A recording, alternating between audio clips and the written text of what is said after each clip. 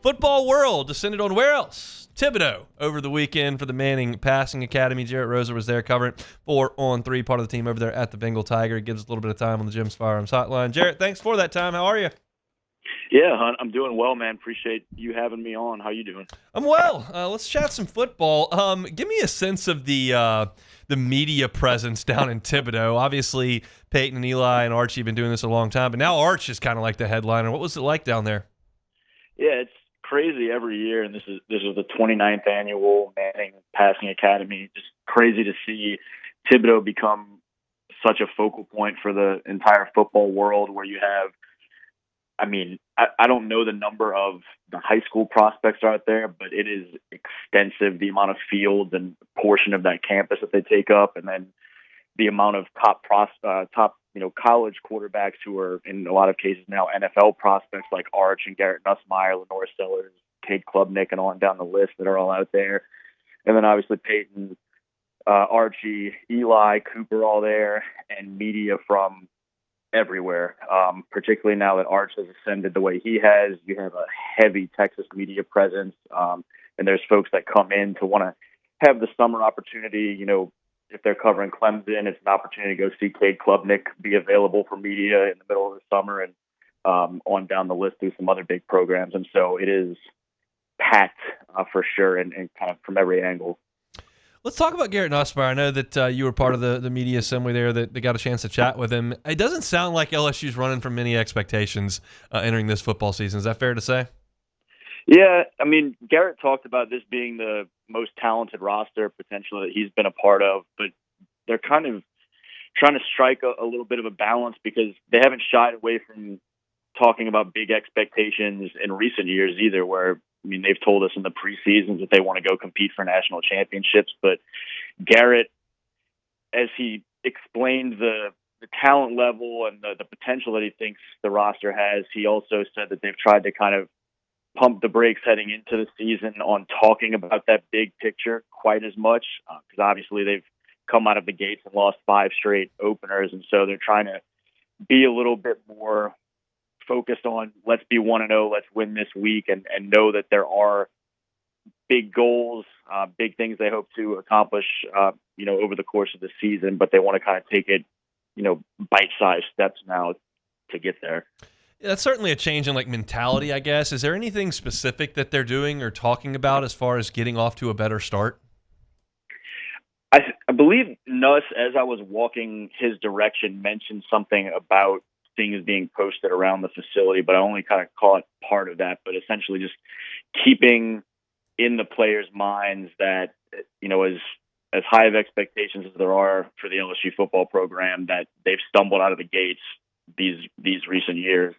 So to make sure to go about some things a little bit differently and, focus on the task at hand. But I only caught kind of the tail end of one of his answers about that. I'm curious. I know that he's the Louisiana State University quarterback and you're in the state of Louisiana for this, but did he feel like a big celebrity at this event? I think so.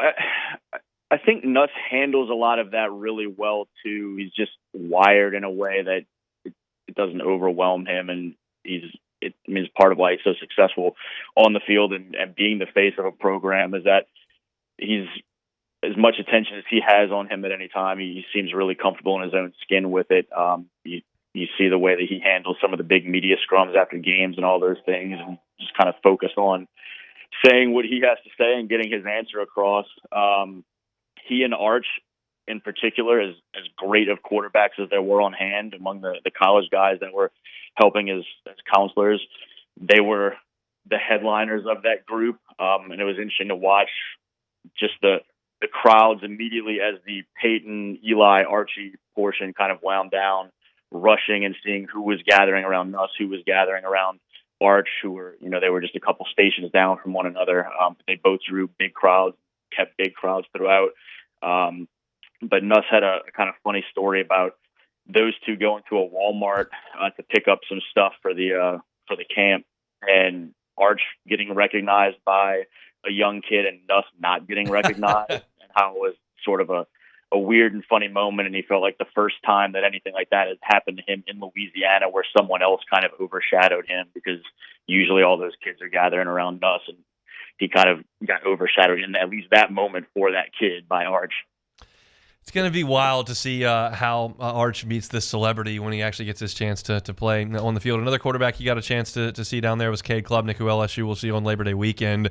Clemson's a playoff team last year. Did you hear kind of the same things from Klubnik that you did from Nussmeier about expectations there at Clemson? Yeah, that was one of the stories I wrote Friday when I got back home that afternoon. Was I had a chance to talk to both of those guys about the dynamic of there's this huge opener. Some people look at it as the most high-profile non-conference game on the slate this schedule this fall, right out the gate. But at the same time, with all of these expectations of a top 10 matchup, potentially top 5 matchup, however it shakes out in the fall, both of those teams are trying to right some wrongs of recent openers because Clemson's dropped its last 2, and so similar to what I was saying about Nuss's mentality and the Tigers at LSU's mentality. It sounds like there's a similar approach from Clemson talking to Cade. And Cade also pointed to the amount of veterans that they bring back from last year's team, that he thinks that's going to be a big difference for those guys going into the season, to be able to kind of go in hitting the ground running a little bit better than maybe they have in some recent years, just because he feels like this is some of the best leadership group returning that they've had since he's been there. I mean, a lot of NFL talent on the field that Saturday night in Clemson, South Carolina. It's going to be nuts. I wanted to shift gears a little bit here while we still have you. Jerit Roser is our guest, joins us. He's part of the team over there at the Bengal Tiger, the On3 network. Covers recruiting pretty extensively, and Lamar Brown is somebody that's getting a lot of headlines at this point based on his visit schedules, his upcoming decision date. So you've got a story up on the site about Lamar Brown. What can kind of tell us about the next 2 weeks of his life here?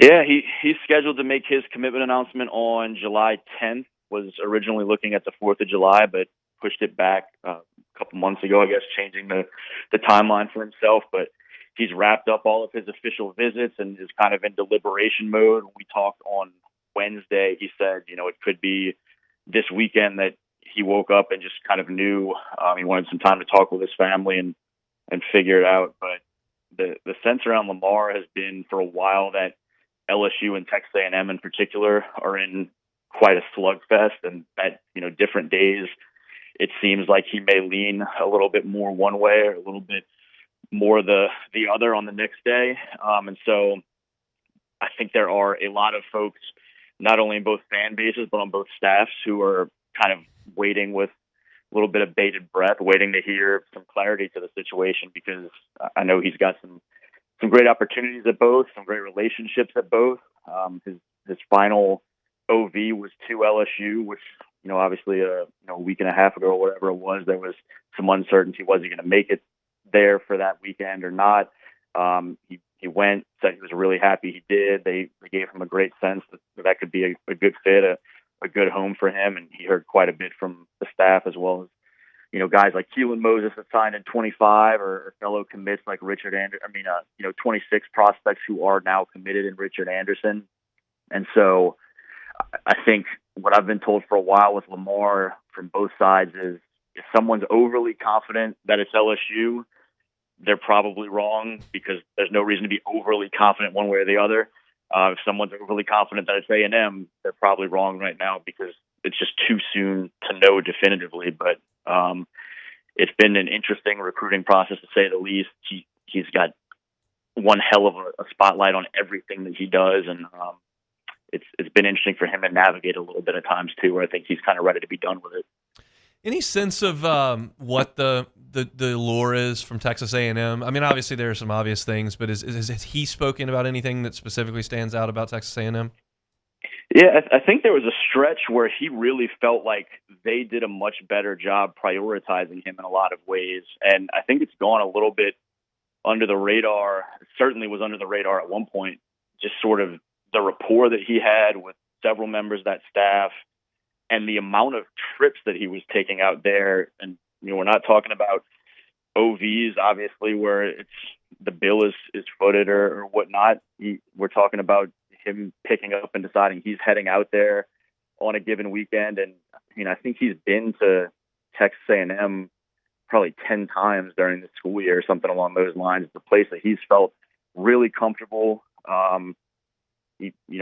in terms of an environment and a fit in that regard. He seems really comfortable there, but also the relationships that are there. And there was a point where for him, and I mean, I think we've heard some other prospects say this at times where, they maybe want to get out of state a little bit. They see an opportunity to experience something different, but also they have a little bit of a chip on their shoulder at times if they feel like there's an assumption that they're just going to go to LSU because they're a Baton Rouge kid, and some kids don't necessarily like that as much. And I think for Lamar, there was a stretch where he felt way more of a push, whether it be, the A&M staff, A&M fan base, and, as opposed to an assumption from people here that maybe he would end up at LSU. I think LSU's done a great job making up a lot of ground there. I think, he's stated at points that LSU had kind of become his favorite, but it continues to be really back and forth between the two. We'll just stay tuned. July 10th is that commitment day. You can read all about it over there at the Bengal Tiger, part of the On3 network, where Jerit and his team do an awesome job. Jerit, thanks for the time, man. Yeah, anytime, hon. Appreciate you. Appreciate you. That is Jerit Roser from On3. I just, it's such a different feeling to me, the fan. Like, I'm not even talking about as a sports talk show host, just as a fan of LSU football. Whenever LSU would lose an in-state player to Alabama, I'd be like, that sucks, but, like, I get it. They win the national championship every 2 yeyears. You're going to lose somebody to Texas A&M. It just kind of makes me scratch my head a little bit. It's like, really? That's the pick? Interesting. Look, great school. I just not one I'm in a hurry to go enroll at. But that's to each his own, as they say.